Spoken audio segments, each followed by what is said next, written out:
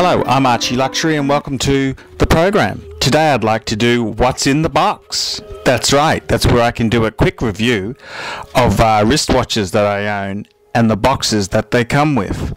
And in recent times the boxes have gotten bigger, sturdier and more expensive as brands start to realize that consumers are fickle fuckers who are impressed with stupid tricks.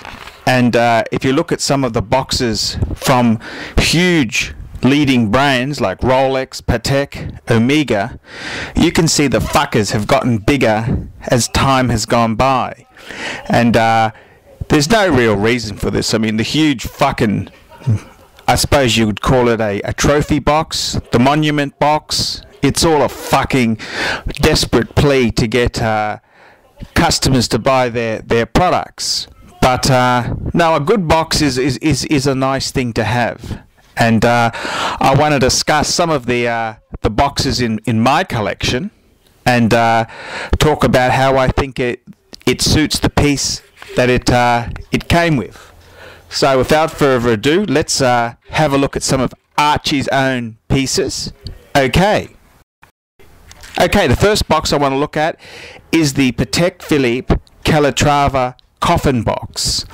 And this box here is generally the type of box that's given with pieces that are on a leather strap without complications. So this here suits a range of Calatravas, and it's quite a conservative box. It's got a beautiful, it's the coffin box, and this is actually a box that's been replaced with a wooden monstrosity. And in some regards, the elegance of the coffin box is hard to fucking beat. And the coffin box itself has also grown in time. I remember I had a 90s 3919 Patek Calatrava, which had a smaller coffin box. So the box itself has grown. And I gotta say, it's quite a nice box. You push the button in, and it allows it to open, and it's got two holders to keep the piece there. With the Patek 5107, the fucker is a tight fit. It's probably got a few mil either side, and it certainly doesn't have a lot of extra room there in the length department or in the width department. So it's kind of a snug fit inside this coffin box there. And I gotta say, the box itself has got a nice cardboard outer box, which is also fairly snug, and it's quite a nice luxurious box. It's a Patek Philippe, and I'd certainly fucking jump over the moon to receive one of these as a gift, with the watch inside, of course. And it's quite well done. The only negative thing is that the fucking interior on these Patek coffin boxes, if you live in the tropics or in the warmer regions, after about 10 to 20 years, the interior starts to develop this fucking problem where it gets gooey, it cracks, and just fucking turns to dust. So yeah, it's a bit of a fucking big disappointment when you have this heirloom watch and you'd like to give it in its nice aged box and the fucking interior has turned to dust. So that's the criticism, and I particularly see a lot of these boxes aging very quickly in the hotter countries like Singapore, Thailand, Hong Kong. It seems to get this fucking problem, and it's a real bitch to destroy a lovely box like this. So that's the Patek coffin box, and I don't mind it. I think it suits the piece well. It's not over the top. It's a classy, luxurious box. It certainly doesn't look cheap, but it's also not over the top. The replacement to this was a fucking wooden monstrosity, which, although it's very grand and beautiful, I think the elegance of the Patek is its discreetness, and the discreetness is that your mistress with the Hermes Birkin could put it into her bag and give it to you at the restaurant, and unfortunately that fantasy isn't possible with the larger box. mind you, I've got about as much chance of getting one of these given to me by a mistress as I have of winning lotto. Okay, let's talk about the next box. And this box is the Patek Philippe Ladies 24 box. Now this is a very modern box. The box that Patek has used here is for the this is for a Patek 4910, which is the steel Patek with diamonds on the case and on the dial. And it's a very nice box, but it's very modern. This box is exclusive to the Patek 24 line. No other watch has this box, and it's very modern. It's aluminium outside, which is modern, chic, and it's for that young, modern sort of woman. And the interior, it's got a very nice, I don't know what sort of material it is. It's not leather. It's sort of like a very upmarket vinyl, you know. It's a special sort of Patek interior sort of material. And I gotta say, for a young thing, you know, it's quite a nice box. It's modern, it's young, it's revolutionary. It's very much like the Patek 24. And I think it's a cute fucker, this box. I love them. I think they're a good box. It's got a nice solid outer cardboard box in white, which is, even though it's cardboard, it's actually done with a vinyl covering, so it's actually quite a solid outer box.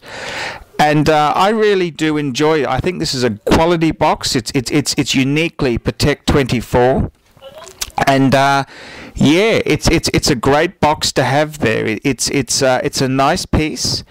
It's not over the top old and stuffy. It's modern, it's new, aluminium. It's got the nice interior. I think it suits the piece to a T, and it's a lovely box to give someone. I think this is more of a wife piece than a mistress. But yet again, you know, let's be completely frank here. The man who gives his wife one of these watches, he's probably 20 to 30 years older than the wife. So even though he may be stuffy and conservative, he can give the 32-year-old woman a beautiful Patek 24 and still be young, modern and trendy. And I think Patek has done a great job on that. That's the Patek 24 box. Okay, the next box in the range I'd like to talk about is the Audemars Piguet Royal Oak box. And this here came with my Royal Oak, the 14790 ST, which is basically, that was the traditional gents steel automatic AP. And it's a really cute box. I also got the same box when I had my two-tone quartz Royal Oak. It had the same sort of box, and it's a really cute box. It's not an over-the-top AP box, which is what a lot of the Royal Oaks come with now in the offshore chrono range. No, it's not an over-the-top fucker. It's a very practical fucker. And it's a very cute box because it highlights the beautiful porthole type bezel that's on the piece, and that's a very nice point in this box here. It highlights the Royal Oak for what it is, and it's a really cute box. I love this upmarket green. This green is sort of like the Audemars Piguet colours, and I gotta say, unfortunately, AP has taken their box more upmarket. They've gone for a solid wood type box that has replaced this, and I think these simple boxes, just like with the Patek box, there was an elegance and a charm to having these smaller type of boxes, and they're just really cool fuckers. And I gotta say, I really do love this box here. It's a cute box.